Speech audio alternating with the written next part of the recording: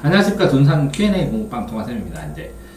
공부방을 하면서 이제 지식인 다 한번 훑어보고요. 공부방 관련 카페에서 공부방 질문이나 뭐 이런 거 다 살펴보고요. 또 하나는 이제 블로그도 한번 다 살펴봤습니다.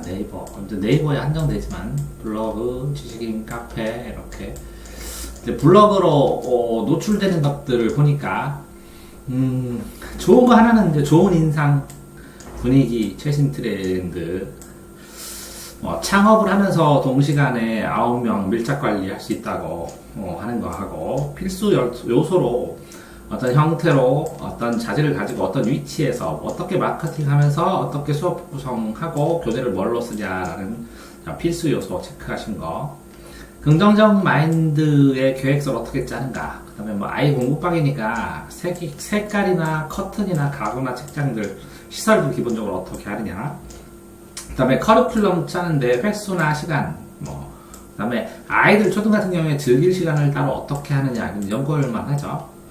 그 다음에 이제 방학 특강을 노려서 창업하라, 이런 말. 방학 특강을 이용하는 건 참 중요하기 때문에 이건 따로 한 번쯤 방학 특강에 대해서 얘기해 볼 필요성이 있습니다. 그 다음에 이제 투자 마인드로 놀랬는데요. PC 40대로 80명, 관리형 학원으로 공부방을 운영하신다는 분. 그 다음에 아파트에 자기주도 학습을 하는데, 장기적으로 머물러야 돼서 선생님 업무가 과중한데 어떻게 해야 되느냐, 이런 고민. 저도 그렇죠. 저도 아침에 10시부터 저녁에 12시나 1시까지 일을 하니까. 공부방 위치가 어디면 좋으냐, 거실 방 어떤 식으로 쓰느냐에 대한 의문도 나와 있었습니다. 이제 정보 노출은 이제 프렌들이 제일 많이 나오죠. 일반적인 공부방 사람들은 이제 꼭꼭 숨어서 하는 경향이 많고, 프렌들만 많은데, 후기가 가장 많은 거는 이제 더올림, 초등연계 교과서, 하는데 자기주도 코칭이래요. 이게 쉽지 않거든요. 이게 권하지 않습니다. 저는 개인적으로 코칭은. 이 더올림 이거 자체는 나쁘지 않아 보이지만 이 코칭이 쉽지 않다는 거, 어마어마하게 힘들다는 거, 차라리 수업하는 게 더 편하지. 양이 가장 많은 건 푸르넷, 옛날부터 많이 나온 것 같아요. 푸르넷 많이 올려주는 것 같고, 셀프하우스 등돌실, 아서비 유아초등, 옹진부클럽, 해법 논술 토론하는 아이들, 이렇게 독서클럽, 그 다음에 수학의 달인, 수학처럼 수학여우, 보드게임 수학, 블레이닝 클래스, 영어 공부방도 또 더 많네요, 종류는. 그쵸? 아이들이 피자하고 3030, 요새 많이 이제 부각되는 것 같기도 하고, 롤레스타스톤, 델라단 영어, JK, 맘스, 삼성 영어도 많이 보이죠, 주변에. 화상 공부방, 이라고 그러는데, 궁금하긴 하네요. 공부방 강사용으로 추가 학습을 시켜서 공부방 그냥 차리려면 사이버 한국 외대 영어학부 해라, 아니면 전문대졸 3년 이상 사이버대에 입학해라, 이런 것들도 공부방으로 많이 떠 보입니다. 자, 그런데 이제 이 블로그를 봤을 때 제가 생각하는 문제점은 그렇습니다. 쉽게 생각하나 누구나 창업할 수 있다라고 하는데, 절차는 쉽죠. 근데 이제 운영하는 것 자체는 어마어마하게 힘든데, 운영 노하우에 대한 공유나 고민들이 너무 없어 보이고요. 근데 학습 코칭의 샘플을 제공해줘요. 근데 이 코칭 샘플을 본다고, 일부 제공한다고, 이게 그대로 코칭이 될까요? 그 다음에 동영상을 보러 공부방에 오는 건 아닐 것 같은데, 그 다음에 이제 자기주도 학습하고 자습의 구분도 별로 없는 것 같아요. 연구도 명확하게 안 되고, 자기주도 학습의 실체를 파악을 하려면 차라리 그냥 자기주도 학습 시키느니 한 과목 공부시키는 게 훨씬 편하고, 그게 더 맞습니다. 블로그든 소통 창구를 활용하는데, 이렇게 활용하시라고 하지만 그게 굉장히 쉽지 않거든요. 사람에 따라서. SNS나 블로그로 활용할 때 더 스트레스를 받을 수도 있는데, 또 가격이 굉장히 저렴합니다.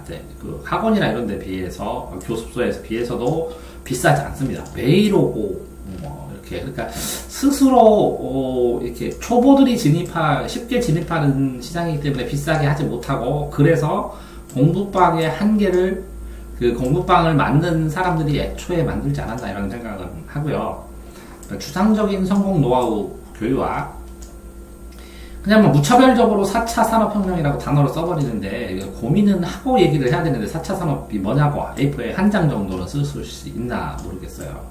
그래서 이렇게 4차 산업혁명과 공부방 좀 더 힘들죠. 플러스 공부방이 되니까 조명, 벽면, 책꽂이, 사물함, 테이블, 벽지 뭐 이런 것도 뭐 그쵸? 개별마다 다르고 입소문 방법 또 입소문 어떻게 내냐고요. 그래서 구체적인 방법을 알려줘야 되는데 입소문은 중요하다고. 입소문을 어떻게 내는지도 중요하죠. 전문 강사의 공부방 차업.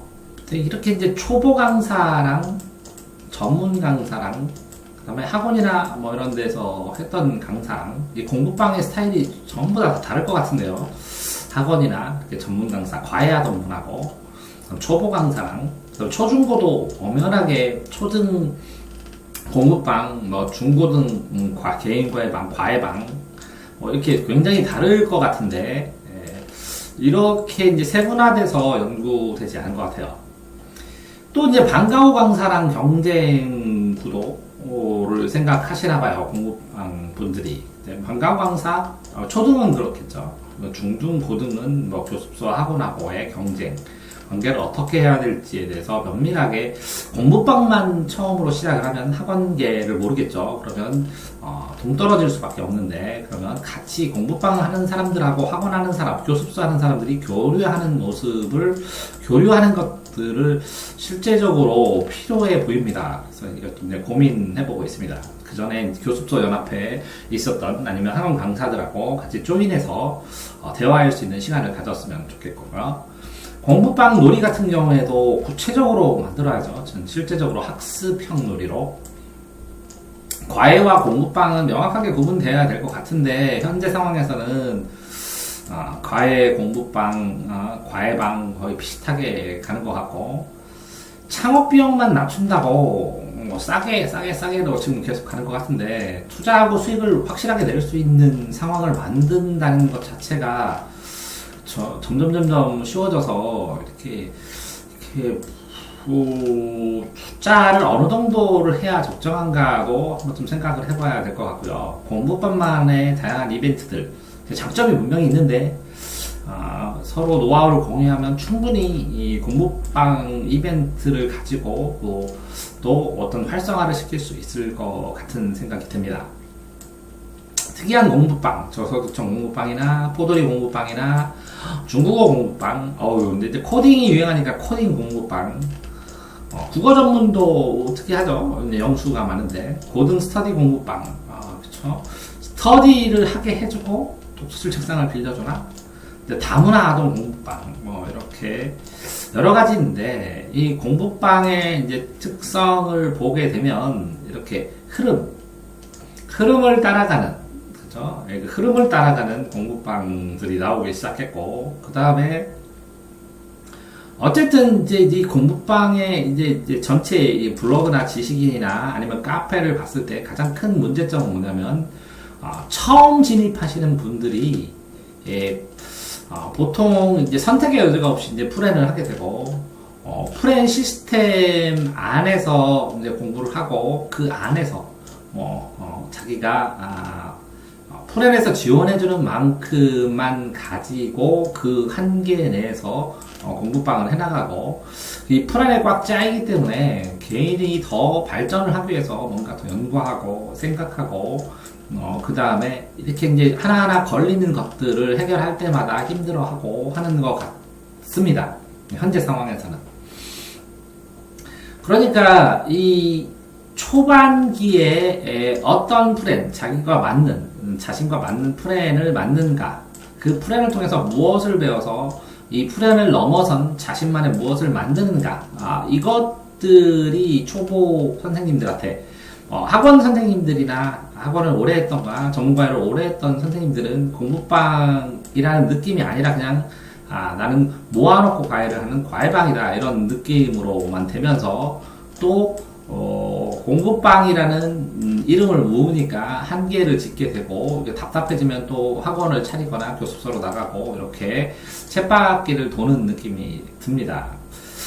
그러니까 실제적으로 공부방이라는 정확한 명확한 이제 정체성이 프렌 말고 개인 공부방으로 특이하고 특색 있는 공부방들 학원들은 있거든요. 교습서들하고 이런 것들을 시도를 해서 이런 성공 노하우를 교환하고 서로 발전할 수 있는 그런 틀이 만들어져야 되는데 이제 공부방과 관련된 큰 카페를 들어가면 이렇게 같이 이렇게 토론하고 논의하는 거, 뭐 학과노는 그러지 않지만 이거 자체도 올리는 것도 그러냐면 이제 본인들이 형성해 놓은 공부방 교육 시스템 안에서 벗어나고 그러면 왜 너 순수한 공유를 하더라도 공유하는 게 아니라 너 사람들 끌어가려고 광고하냐 뭐 이렇게 생각을 하면서 삭제가 된 경험도 두어 번 있기 때문에 이 공부방 문화를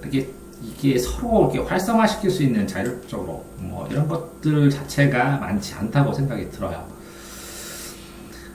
이렇게 프렌 자체들을 객관적으로 이렇게 검증하고 그러니까 이제 이렇게 비교를 할 수 있으면 자신의 특성에 맞는 프렌에 이렇게 딱 이렇게 컨택을 할 텐데 이런 특색 자체도 이렇게 쭈르륵 정리되어 있는 자료도 없고 그 다음에 이런 것들도 그냥 아름나름 하고 있는 사람 그 사람은 그게 맞겠죠. 추천하면 A라는 사람은 이게 자기가 하고 있고 맞으니까 추천을 하겠죠.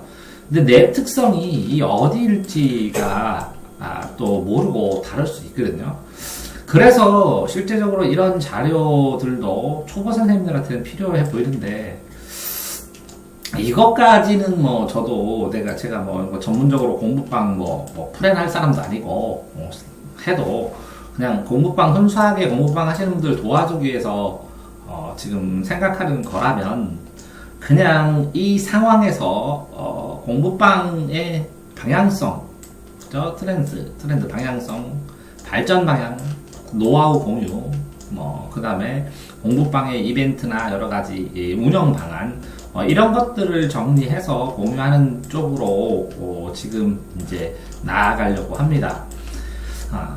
전체적으로 이제 블로그 자체를 보면서 좀 아쉬운 거는 이렇게 프렌 아닌 개인 공부방들이 소소하게 이 공부방의 재미, 공부방에 이렇게 오랫동안 만약에 10년을 한다면 그러니까 그 동네 아이들의 일상처럼 이렇게 하나하나 모아놓고 정리해놓고 살아가면서 뭐 동네 훈장이라 같잖아요. 공부방은 가장 훈장과 어울리는데 그 다음에 공부방은 학원보다 더 교습서보다 더 교육적인 마인드를 더